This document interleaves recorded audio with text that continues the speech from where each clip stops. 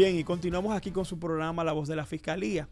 Y como había mencionado Carlos previo a la pausa, vamos a entrar con el plato fuerte. Y es que estamos ahora mismo con nuestra invitada, la magistrada Elizabeth Toussaint. La magistrada es procuradora fiscal y actualmente pertenece al Departamento de Delitos Financieros.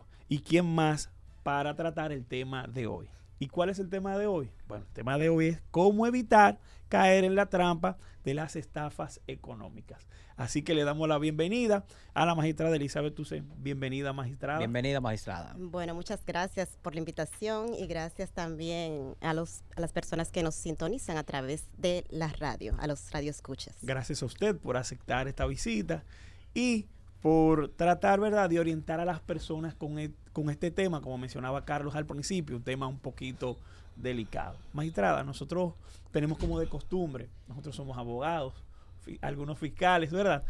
Y siempre, como lo hacemos en los tribunales, siempre hacemos la pregunta de acreditación. Entonces, la primera pregunta es, ¿quién es la magistrada Elizabeth Toussaint? Bueno, gracias, Rafael. Bueno, es un poquito cuesta arriba hablar de uno mismo, ¿verdad?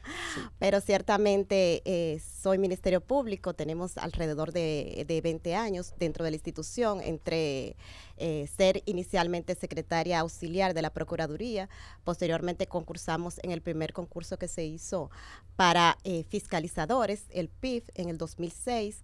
A raíz de eso entramos a la Escuela del Ministerio Público. A raíz de eso entramos a la Escuela del Ministerio Público.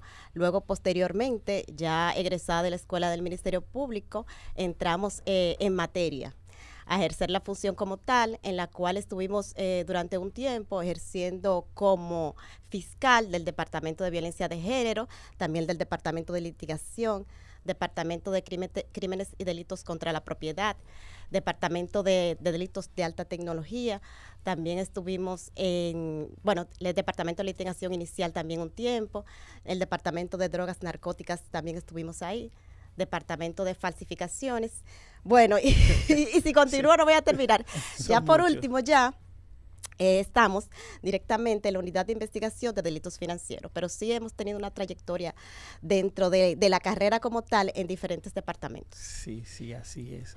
Así es. Mire, sabemos que las estafas, que es el tema, ¿verdad?, con lo que esta saga de programas están realizando. Las estafas económicas son de las modalidades delictivas que más afectan la estabilidad financiera de las personas. Tenemos incluso que señalar que ahora tenemos una tecnología a nuestro alcance y eso ha permitido la proliferación de las estafas, ya no solamente físicamente, sino también ya a través de la web, que es incluso mucho más fácil. Y como dijo el director del DICAT cuando estuvo por aquí, el coronel Arnaud, dijo que incluso los delincuentes pues tienen menos riesgo porque no se están exponiendo físicamente, sino que a través de una web se pueden esconder a través de un IP, pueden cambiarlo, o sea, a veces incluso es difícil rastrearlos.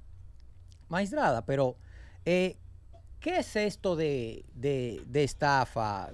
¿Cómo se configura este delito? Bueno, mira, Carlos, el delito de estafa está configurado dentro del Código Penal, normativa penal nuestra, actualmente en los artículos 405 del Código Penal Dominicano, como te había dicho anteriormente. Sin embargo, el delito que nosotros perseguimos específicamente, independientemente de que está vinculado a la estafa, es el delito financiero.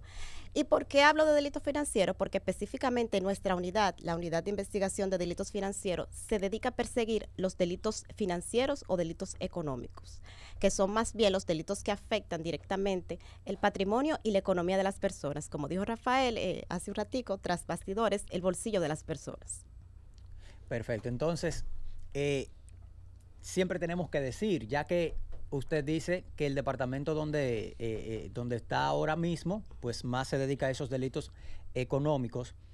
¿Cuáles son o cuál es la modalidad o cuáles modalidades de estos delitos económicos podemos ver? O sea, ¿cuáles se pueden presentar? Bueno, mira, en este caso, como sabemos, tipificar el delito económico como tal no es que no existe, porque existe el delito. Sin embargo, el Código Penal no te establece una tipificación sobre delito financiero, sobre delito económico. Entonces, ¿qué pasa? Como no existe una tipificidad como tal, establecida en el código, legalmente establecida, nosotros tenemos que desviarnos, por llamarlo así, y tipificar el hecho como una estafa. Sin menoscabar también de que cuando se trata de un delito financiero como tal, que está establecido en una ley específica, en este caso pudiésemos citar la ley 183-02, que es la ley monetaria y financiera de la República Dominicana. Entonces, ¿qué resulta? Cuando se afecta directamente o cuando las personas son afectadas directamente por alguna violación que comete algún administrador, algún gerente de algún banco, entonces en esos casos específicamente nosotros intervenimos como Ministerio Público y evidentemente fuera de poder enmarcar o tipificar simplemente el hecho como un delito de estafa, también se tipifica como una violación directa a la ley 183-02, que es la ley monetaria y financiera de la República Dominicana, que si bien tiene sanciones administrativas, también cuenta con sanciones penales para las personas que incurren específicamente en este tipo de delito y estafan por vía consecuencia o defraudan por vía consecuencia a las personas o a la sociedad, a veces en sentido general. Porque, ¿qué pasa con este tipo de delitos financieros? Es un delito que afecta directamente la economía a nivel nacional. No sé si ustedes recuerdan, o quizá estaban un poquito jóvenes en ese sentido, pero en el 2003, que hubo el declive económico, un declive económico a raíz del fraude del Banco Baninter, y todo eso trajo como consecuencia un declive económico en la República Dominicana. Entonces, a raíz de eso también se implementó lo que es la ley 9204, que es una ley de riesgos sistémicos, precisamente para prevenir que ocurra una situación como esta y que la República Dominicana se vea en una situación a nivel económico que pueda transgredir quizá más allá de lo social y afecte y estuvo afectando el bolsillo de muchos dominicanos en ese sentido, en ese momento, cuando ocurrió ese declive. También, de acuerdo también a lo que establece la ley del mercado de valores, que también nosotros trabajamos directamente con esa ley también se sanciona administrativamente y penalmente a las personas que incurren en violación a la ley de mercado de valores. ¿Qué pasa? ¿Dónde interviene el Ministerio Público? Ya para entrar en materia.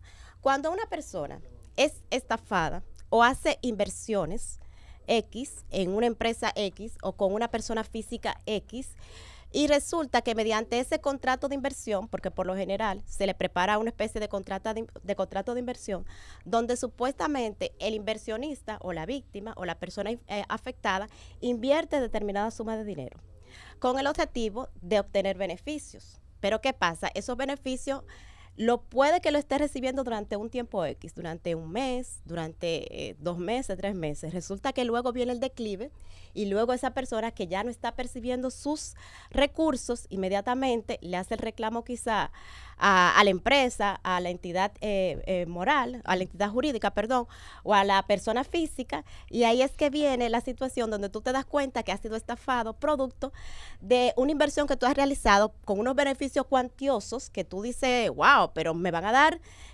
un 10%, un 16% de ganancia por invertir una cantidad de dinero X. Wow. O sea, son cosas que el ciudadano inmediatamente se presenta ese tipo de ofertas, tiene que llamarle la atención, porque es demasiado buena, es demasiado, como demasiado bonanza en un momento quizá tan corto para tú recibir, por una inversión que tú hiciste, recibir tantas ganancias. Entonces, la gente tiene que ponerle un ojo con eso. Entonces, muchas veces nosotros, que somos, me tengo que incluir, ¿verdad?, que entendemos que quizá en el momento de que hacemos la inversión, por el simple hecho de que me están dando un contrato y esa persona se está comprometiendo a devolverme mis recursos, no necesariamente ese contrato cumple con las normativas de un contrato quizá normal y común, porque son contratos que muchas veces son ambiguos, tienen muchas oscuridades y tienen muchos engaños en sí, el contrato en sí mismo. Entonces, por eso la ciudadanía, antes de hacer ese tipo de inversión, ¿qué debe de hacer? Antes de usted hacer una inversión, ya sea con una persona X, usted tiene que verificar que esa persona esté autorizada para realizar ese tipo de eventos. Entonces, por eso la ley de mercado de valores, que la pueden buscar en Google, que ahí está la ley 249-17, regula ese tipo de personas que realizan esas actividades propias del mercado de valores. Entonces, la ley también sanciona a las personas que no están autorizadas para realizar ese tipo de inversión en el mercado de valores. Entonces, cuando la persona va a realizar una inversión con una persona X, ya sea jurídica o física, primero tiene que orientarse y verificar que esa persona esté regulada para hacer inversión en la bolsa de valores. Bien, bien, maestra. Tenemos entonces una ley que... bueno, antes vamos a responder una línea que tenemos. Tenemos una llamada. Buen día, la voz de la Fiscalía. Buen día, buen día. Hermano, es el consultorio de la doctora que sale mucho en Facebook y en TikTok. Hable un poco más fuerte, por favor. Que si ese es el consultorio de la doctora que sale mucho en TikTok. No, está equivocado. Sí, está equivocado. Bien, continuamos. Sí, tú decías, Carlos. Sí, claro. Decía que, usted acaba de señalar que tenemos una ley que manda a regular ese tipo de personas. Pero usted ha dicho algo muy importante. Tenemos que asegurarnos antes de hacer o firmar un contrato con X persona física o jurídica, pero ¿cómo nosotros como ciudadanos podemos verificar que ciertamente la persona tiene la calidad? Bueno, como les dije, ya existe Google, que evidentemente ahí usted puede verificar, o directamente a la página de la Ley del Mercado de Valores, que tiene una página. Igualmente también en la Superintendencia de Bancos, también la persona puede verificar cuando una entidad financiera, supuestamente, o un supuesto banco, está autorizado o no para hacer también intermediación financiera.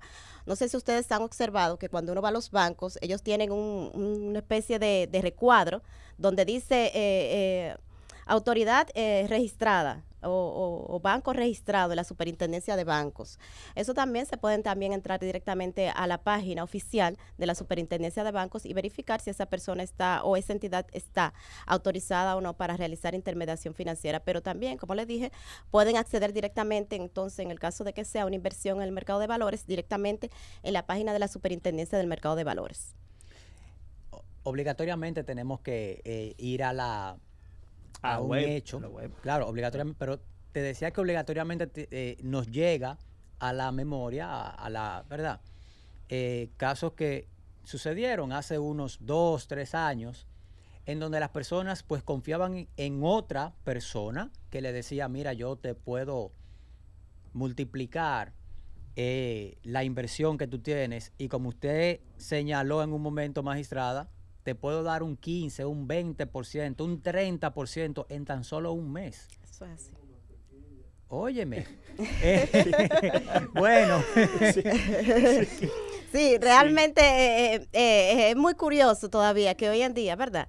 La gente todavía está entregando, vienen por ahí Colón y te entrega, ¿verdad? Espejitos y tú le crees todo lo que te dice. Y lo peor del caso es que personas salieron, cuando digo salieron es que vendieron. Sí. Hipotecaron, alquilaron algunos de sus bienes que tenían para invertirlo con una promesa de que en un mes yo tengo el doble de lo que acabo de invertir. Tristemente es así, Carlos, como lo refieres. Realmente hay personas quizá de bajos recursos, inclusive, que toman préstamos, le toman préstamo al banco, hipotecan su vivienda, hipotecan sus bienes, con el simple hecho, con la promesa de que la persona o la entidad jurídica te va a devolver inmediatamente, en poco tiempo, en poco lapso de tiempo, el doble y hasta el triple de de tu inversión, de tu capital invertido. Cosa que muchas veces, evidentemente, devienen en una estafa propiamente dicho. Magistrada, pero hemos tenido casos, ¿verdad? Y sé que se ha llevado también por ese departamento donde usted estaba actualmente. Y la pregunta sería, ¿hay consecuencias legales para este tipo de personas? Claro que sí. Claro que sí. Como establecí hace un ratico, la ley sanciona a las personas que incurren en una violación directa a la ley, por ejemplo, del mercado de valores, que es la más frecuente, porque si nos referimos quizá ya a la ley de lo que tiene que ver con intermediación financiera como tal, que es la violación a la ley monetaria y financiera, quizá eso se da de cada año un día. Sin embargo, vemos con mucha frecuencia personas que se acercan a otras tratando de recibir y persuadirlos para que le entreguen sus recursos, para que le entreguen sus valores, y si esa persona, esas personas o esa entidad jurídica no está regulada por la ley del mercado de valores, siempre y cuando te establezcan, porque eso también hay que establecerlo, para que exista una violación a la ley del mercado de valores, tiene que darse ciertos requisitos y tiene que ser que la persona, primero, antes que nada, la persona o la entidad jurídica haga pública esa acción, o sea, lo publique, ya sea a través de un medio televisivo, lo haga a través de las redes sociales, etcétera, etcétera. O sea, una especie como de venta, de publicidad, porque ese es uno de los requisitos que se requiere para que se visualice ciertamente que esa persona está beneficiándose de los recursos de otra persona sin estar autorizado por la ley. Pero sí, mencionaba usted la ley, pero en el sentido más práctico es que a veces las personas dicen, bueno, pero yo denuncio, y a veces las personas se hacen en la mente que no van a tener esas personas consecuencias legales y que no van a ser sometidos y que no van a ser condenados. Entonces, respecto a su experiencia... O que si lo hace y ciertamente tiene una repercusión penal, o sea, tiene una consecuencia, entonces es muy mínima en comparación a las veces claro, o sea, al tiempo que tienen que invertir haciendo la denuncia, dándole seguimiento al caso para que la persona responsable penalmente pues reciba una sanción muy que mínima. Se podría decir hasta risoria. Eso es así. Una de las dificultades que presentamos actualmente es que como el delito financiero no está tipificado como tal, nosotros tenemos que incurrir, o por lo menos tenemos que calificar el hecho como una estafa simple. Por eso hablaba del 405, porque es simplemente la pena para este tipo de delitos, la pena máxima son 2 años. Entonces, ¿qué pasa? Cuando no existe una violación a la ley del mercado de valores, que la pena está entre 3 a 10 años, o una violación directa a alguna intermediación financiera que se realice, o algún banco que estafe o engañe o defraude a una cantidad de personas, y no existe violación, por ejemplo, a ninguna de esas leyes, nosotros evidentemente tenemos que tipificar el hecho como una estafa simple. Entonces, ¿qué pasa en los casos de estafa simple? Como todos conocen, simplemente la pena máxima para ese tipo de delitos son 2 años. Entonces, sin importar muchas veces la cantidad de víctimas afectadas, como en el caso, por ejemplo, que ustedes hacían referencia, que fue el caso de Mantequilla, que ya tuvo una condena de 2 años, sí, confirmada también por la Corte, a nosotros nos resulta un poquito contraproducente el sentir nuestro, ¿verdad? Es un poquito desalentatorio en ese sentido. Sin embargo, es lo que la ley establece. Entonces, ¿por qué nosotros estamos muchas veces propulsando, en este caso, parte también del Ministerio Público, a que el Código Penal se apruebe en ese sentido, para que se apruebe así mismo como quizá está proyectado, que se establezcan lo que son los delitos financieros, también que se establezcan lo que son las estafas piramidales en ese sentido? O sea, no es lo mismo quizá tú estafar a una persona y que tú estafar a un conglomerado de personas, donde ya el caso muchas veces inclusive es calificado, en este caso quizá como un delito complejo, como un caso complejo, por la cantidad y pluralidad de víctimas. Sin embargo, la complejidad del caso no da el traste a que la pena sea máxima o que sea mayor, porque la pena siempre va a ser la pena que establece el código, y para un delito de estafa la pena que establece el código es la pena de 2 años como máximo. Entonces, por eso ustedes ven que muchas veces hay imputados que suelen salir airosos, quizá prefieren quizá permanecer en prisión 2 años y luego salir airoso, porque muchas veces también se dificulta localizar, o la localización, o darle seguimiento, o más que nada el seguimiento que tiene el dinero en ese sentido, o que el dinero que realmente la persona depositó en esa persona o invirtió en esa persona se pueda localizar. Usualmente, como son delitos económicos, no, las personas quizás tienden también a procurar que le devuelvan su dinero, sí, o algún resarcimiento. Sé que ya eso no es cuestión de nosotros como Ministerio Público, pero me gustaría hacerle a usted esa pregunta, si eso también le supone a usted como investigadora, ¿verdad? Y como como la persona responsable de ese caso, que las personas tiendan a desanimarse de continuar con esa acción, con una acción penal. Sí, mira, muchas veces sí, claro está. La persona evidentemente ya ni siquiera tiene recursos para contratar un abogado. Y recuérdese, cuando estamos hablando del delito de estafa, estamos hablando de un delito de acción pública e instancia privada, que se requiere una querella formal para tú poder ejecutar y ejercer tu acción. Entonces, cuando eso no ocurre ni se da, independientemente de que existe también el departamento de protección, de representación a la víctima aquí, que ya dijo la magistrada Jenny Berenice que lo va a ampliar a nivel nacional, a los fines de que quizás en este caso las personas que no cuenten con los recursos para interponer esa acción pueda ejercer o ejecutar su derecho y su acción, y pueda en este caso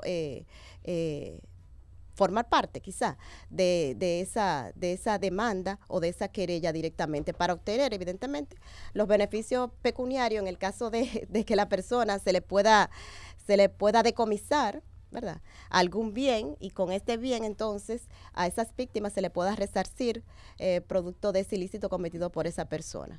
Pero sí, es un poquito desalentador para muchas víctimas el hecho de que quizá ya no tienen recursos, no tienen los medios, no tienen el ánimo, porque tenemos que ser claros, es un poquito hasta desgastante. Entonces, por eso tenemos que prevenir ese tipo de accionar, informarnos adecuadamente, ir a los organismos rectores, los organismos que la ley manda, para ver y verificar de que ciertamente esa entidad o esa persona física, en este caso, que se está anunciando y se está proclamando inversionista, sea una persona que ciertamente esté regularizado por la ley, esté regulado por la ley.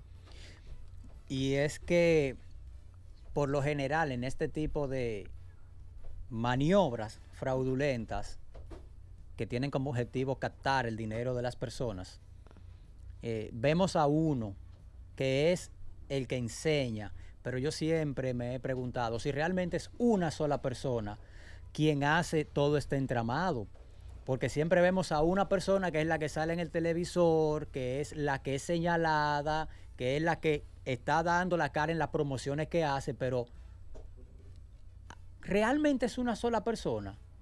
Siempre me he preguntado eso. Entonces, siempre se busca, o la persona, la víctima, siempre busca, como dice el magistrado Rafael, que se le devuelva el dinero. Sí. Ese es el interés principal de la víctima. Sí.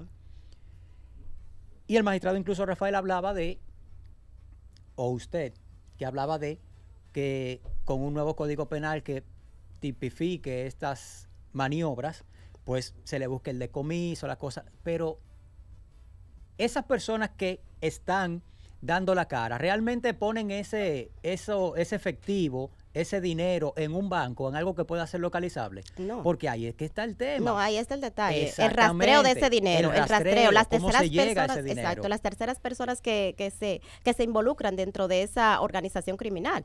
Porque ciertamente la participación quizá directa la puede tener la persona, como dices tú, que da la cara frente a las redes sociales, etcétera, etcétera. Pero detrás puede existir una organización criminal estructurada, ¿verdad?, que cada uno tiene su función específica.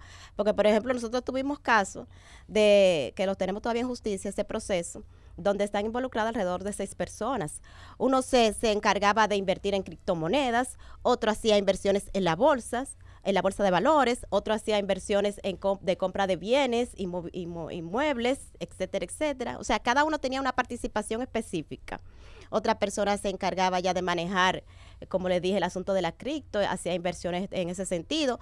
O sea que para tú rastrear y darle seguimiento a ese dinero es un poquito complejo. Y que posiblemente gran parte de ese dinero ni siquiera va a una entidad bancaria, sino que se queda entre ellos, de una manera que sería imposible rastrearlo. No, de hecho, inmediatamente se hacen las inversiones y los depositantes le están invirtiendo o depositando el dinero a X persona en determinado banco. El banco siempre hace una voz de alerta y hace una alerta, y muchas veces le cierra la cuenta de manera inmediata a esa persona, lo que yo entiendo que a veces dificulta también el poder tú rastrearlo, porque inmediatamente tú le cierras la cuenta y esa persona puede retirar su dinero y lo puede desviar hacia otro lugar. O sea que a veces en vez de tú hacerle quizás como superintendencia de banco, ¿verdad?, una especie de tú ponerle una limitante a esa persona, deberían, entonces, en ese caso, dejar abierta la posibilidad de tú poder, entonces, ese dinero, luego de que está quizá congelado, tú poder disponer de él a favor de las víctimas, porque si le cierran la cuenta de manera inmediata, esa persona va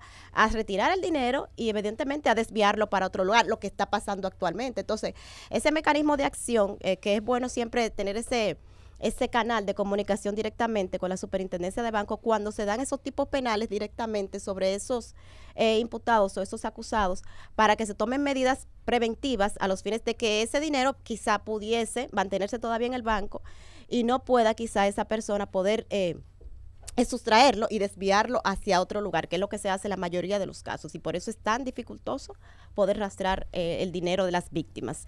Y ahí es que las víctimas se ven un poquito desalentadas en ese sentido, porque al final de cuentas todo el mundo lo único que quiere es que le entreguen sus recursos. Claro, ese es su interés principal. Sí. Y hemos hablado ya incluso cómo evitar o por lo menos minimizar el caer en esas estafas, pero ya de manera física, o sea, cuando hay un contrato de por medio, pero hay algo que está muy de moda, que son las estafas vía la web. Y aquí, aunque es panelista del programa, pero el magistrado Rafael, como es su área, pues también pudiera dar algunas consideraciones para evitar en esto. Cuando tenemos estas Facebook, por ejemplo, y todo el mundo conoce Marketplace, tenemos muchísimas ofertas ahí.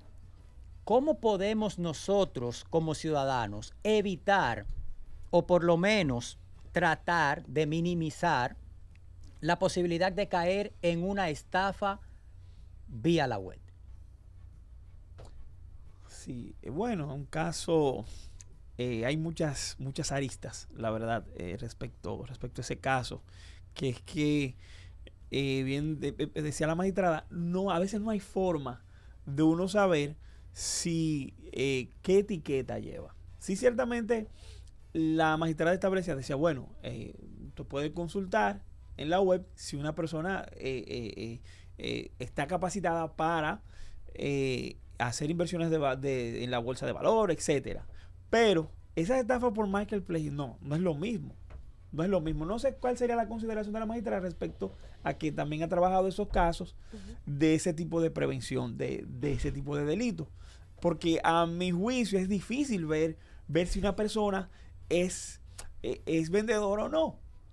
Se crea una fachada. Incluso hay páginas que tienen muchísimos seguidores, miles de seguidores, y por eso las personas dicen, bueno, yo me metí al perfil, vi que tenía 1000 y pico de seguidores, yo creo que es confiable. Y viven innovando los métodos para hacer que las personas caigan. De hecho, hace 2 semanas, una amiga me dijo lo que le pasó en internet. Y es que ella ve una oferta, ella quiere comprar un producto, ve una oferta, le escribe a la página, le escribe. Y por lo general, este tipo de personas que están ahí para menor fraudulenta, pues responden de una vez porque tienen un interés de que se supone que es una página de negocio, pues están atentos ahí. Pues resulta que a ella no le respondieron de una vez. Okay. Entonces, al día siguiente es ella quien tiene que escribirle de nuevo. Cuando le responden, le dicen, disculpe que no le habíamos respondido, es que estamos muy ocupados. Oigan, es que estamos muy ocupados. La persona, la amiga mía, cuando ve que está muy ocupado, dice, bueno, pero es real entonces, porque todo el que está en internet quiere vender. Y si dura mucho para responderme y están ocupados, es porque tienen mucha venta. Señores, para hacerlo resumido, ella prácticamente le rogó la compra. O sea, para ella comprarle, ella le rogó que le vendieran. Y así la estafaron.